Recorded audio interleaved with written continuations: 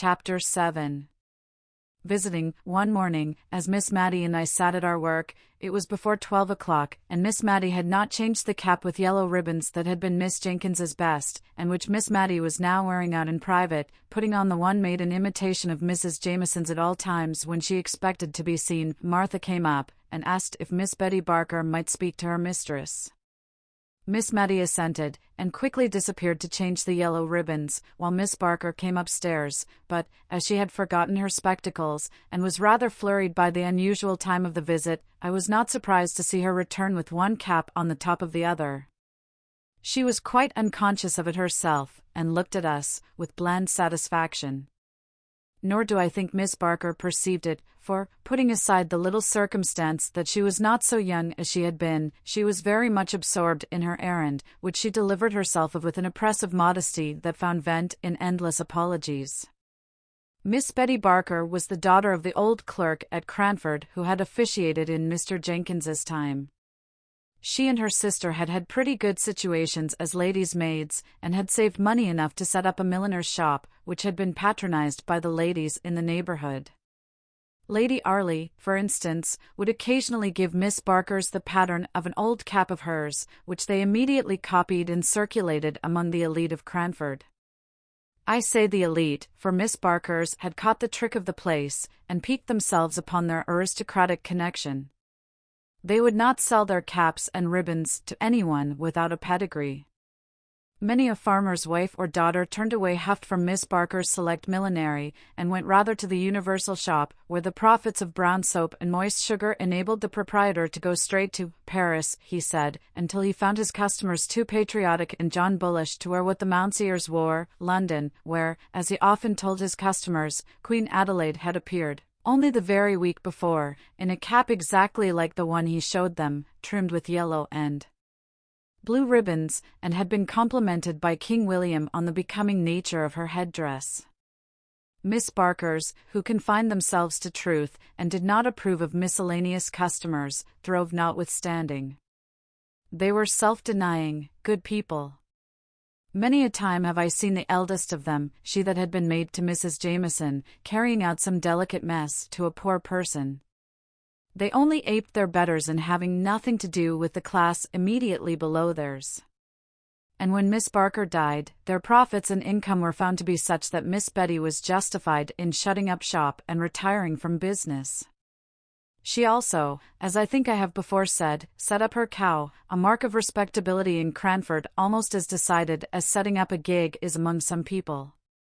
She dressed finer than any lady in Cranford, and we did not wonder at it, for it was understood that she was wearing out all the bonnets and caps and outrageous ribbons which had once formed her stock in trade. It was 5 or 6 years since she had given up shop, so in any other place than Cranford her dress might have been considered passé.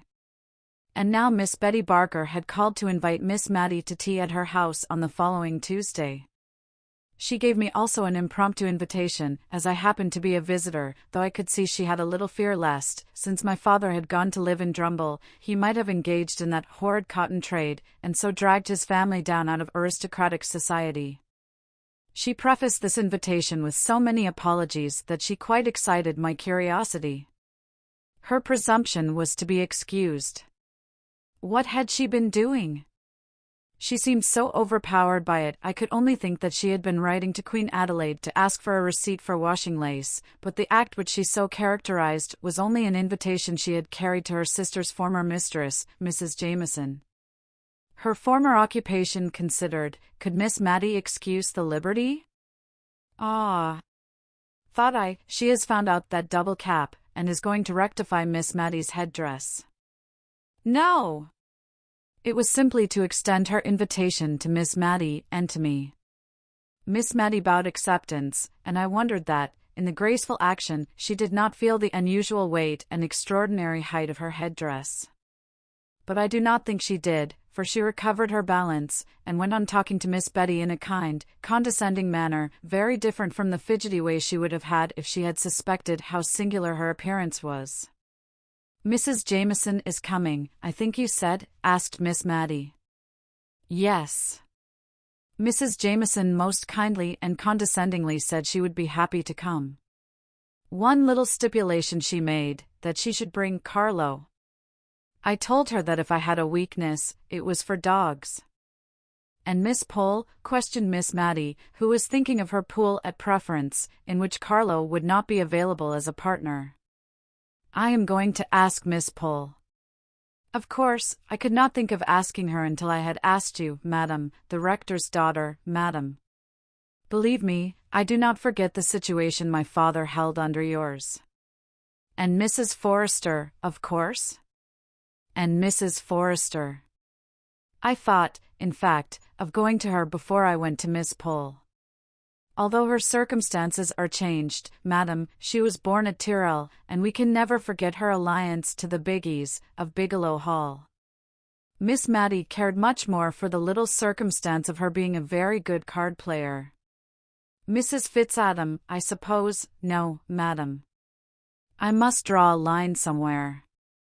Mrs. Jameson would not, I think, like to meet Mrs. Fitzadam. I have the greatest respect for Mrs. Fitzadam, but I cannot think her fit society for such ladies as Mrs. Jameson and Miss Matilda Jenkins. Miss Betty Barker bowed low to Miss Mattie, and pursed up her mouth. She looked at me with sidelong dignity, as much as to say, although a retired milliner, she was no democrat, and understood the difference of ranks. May I beg you to come as near 6:30 to my little dwelling as possible, Miss Matilda? Mrs. Jameson dines at 5, but has kindly promised not to delay her visit beyond that time, 6:30. And with a swimming curtsy Miss Betty Barker took her leave. My prophetic soul foretold a visit that afternoon from Miss Pole, who usually came to call on Miss Matilda after any event, or indeed in sight of any event, to talk it over with her. Miss Betty told me it was to be a choice and select few, said Miss Pole, as she and Miss Mattie compared notes. Yes, so she said. Not even Mrs. Fitzadam. Now Mrs. Fitzadam was the widowed sister of the Cranford surgeon, whom I have named before. Their parents were respectable farmers, content with their station. The name of these good people was Hoggins. Mr. Hoggins was the Cranford doctor now. We disliked the name and considered it coarse, but, as Miss Jenkins said, if he changed it to Piggins it would not be much better. We had hoped to discover a relationship between him and that Marchioness of Exeter whose name was Molly Hoggins, but the man, careless of his own interests, utterly ignored and denied any such relationship, although, as dear Miss Jenkins had said, he had a sister called Mary, and the same Christian names were very apt to run in families. Soon after Miss Mary Hoggins married Mr. Fitzadam, she disappeared from the neighborhood for many years. She did not move in a sphere in Cranford society sufficiently high to make any of us care to know what Mr. Fitzadam was. He died and was gathered to his fathers without our ever having thought about him at all. And then Mrs. Fitzadam reappeared in Cranford, as bold as a lion, Miss Pole said, a well-to-do widow, dressed in rustling black silk, so soon after her husband's death that poor Miss Jenkins was justified in the remark she made, that Bombazine would have shown a deeper sense of her loss. I remember the convocation of ladies who assembled to decide whether or not Mrs. Fitzadam should be called upon by the old blue-blooded inhabitants of Cranford. She had taken a large rambling house, which had been usually considered to confer a patent of gentility upon its tenant, because, once upon a time, 70 or 80 years before, the spinster daughter of an earl had resided in it. I am not sure if the inhabiting this house was not also believed to convey some unusual power of intellect, for the Earl's daughter, Lady Jane, had a sister, Lady Anne, who had married a general officer in the time of the American War, and this general officer had written 1 or 2 comedies, which were still acted on the London boards, and which, when we saw them advertised, made us all draw up, and feel that Drury Lane was paying a very pretty compliment to Cranford. Still, it was not at all a settled thing that Mrs. Fitzadam was to be visited, when dear Miss Jenkins died, and, with her, something of the clear knowledge of the strict code of gentility went out too. As Miss Pole observed, as most of the ladies of good family in Cranford were elderly spinsters, or widows without children, if we did not relax a little, and become less exclusive, by and by we should have no society at all. Mrs. Forrester continued on the same side. She had always understood that Fitz meant something aristocratic. There was Fitzroy. She thought that some of the king's children had been called Fitzroy, and there was Fitzclarence. No, they were the children of dear good King William IV. Fitzadam, it was a pretty name, and she thought it very probably meant child of Adam. No one, who had not some good blood in their veins, would dare to be called Fitz. There was a deal in a name. She had had a cousin who spelled his name with two little ffs, Falks, and he always looked down upon capital letters and said they belonged to lately invented families. She had been afraid he would die a bachelor, he was so very choice. When he met with a Mrs. Farringdon at a watering place, he took to her immediately, and a very pretty genteel woman she was, a widow, with a very good fortune, and my cousin, Mr. Falks, married her, and it was all owing to her two little ffs. Mrs. Fitzadam did not stand a chance of meeting with a Mr. Fitz anything in Cranford, so that could not have been her motive for settling there. Miss Matty thought it might have been the hope of being admitted into the society of the place, which would certainly be a very agreeable rise for ci devant Miss Hoggins, and if this had been her hope it would be cruel to disappoint her. So everybody called upon Mrs. Fitzadam, everybody but Mrs. Jameson, who used to show how honourable she was by never seeing Mrs. Fitzadam when they met at the Cranford parties. There would be only 8 or 10 ladies in the room, and Mrs. Fitzadam was the largest of all, and she invariably used to stand up when Mrs. Jameson came in, and curtsy very low to her whenever she turned in her direction, so low, in fact, that I think Mrs. Jameson must have looked at the wall above her, for she never moved a muscle of her face, no more than if she had not seen her. Still Mrs. Fitzadam persevered. The spring evenings were getting bright and long when 3 or 4 ladies in calashes met at Miss Barker's door. Do you know what a calash is? It is a covering worn over caps, not unlike the heads fastened on old-fashioned gigs, but sometimes it is not quite so large. This kind of headgear always made an awful impression on the children in Cranford, and now 2 or 3 left off their play in the quiet sunny little street, and gathered in wondering silence round Miss Pole, Miss Matty, and myself. We were silent too, so that we could hear loud, suppressed whispers inside Miss Barker's house. Wait, Peggy. Wait till I've run upstairs and washed my hands. When I cough, open the door, I'll not be a minute.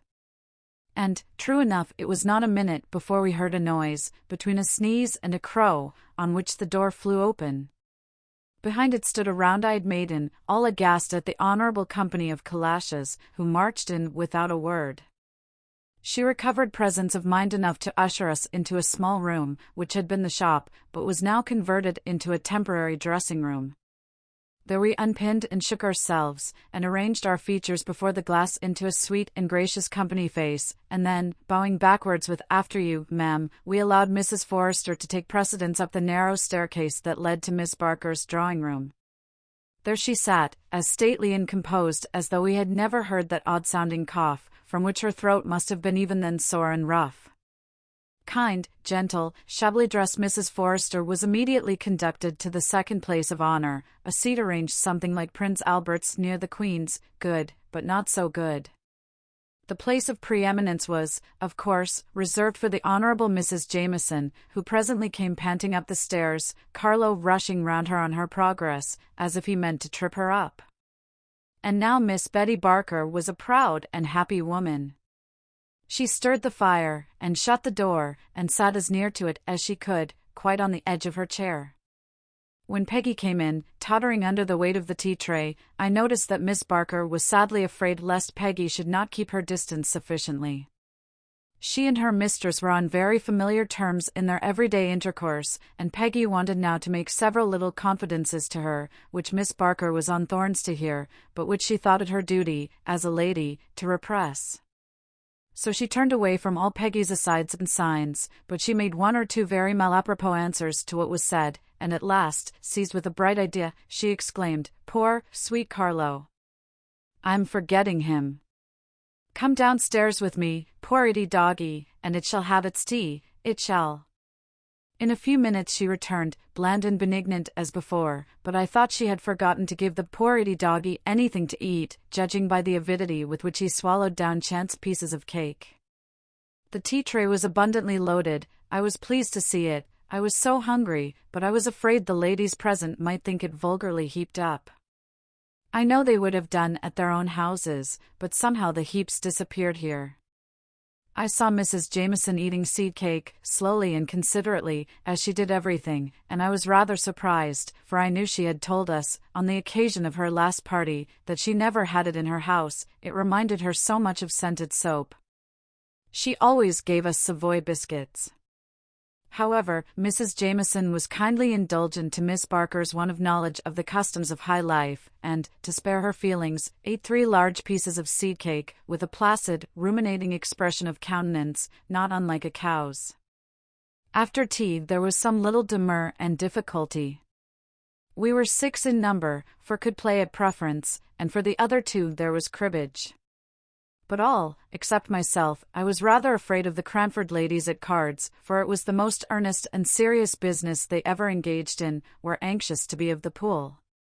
Even Miss Barker, while declaring she did not know Spadille from Manille, was evidently hankering to take a hand. The dilemma was soon put an end to by a singular kind of noise. If a baron's daughter-in-law could ever be supposed to snore, I should have said Mrs. Jameson did so then, for, overcome by the heat of the room, and inclined to doze by nature, the temptation of that very comfortable armchair had been too much for her, and Mrs. Jameson was nodding. Once or twice she opened her eyes with an effort, and calmly but unconsciously smiled upon us, but by and by, even her benevolence was not equal to this exertion, and she was sound asleep.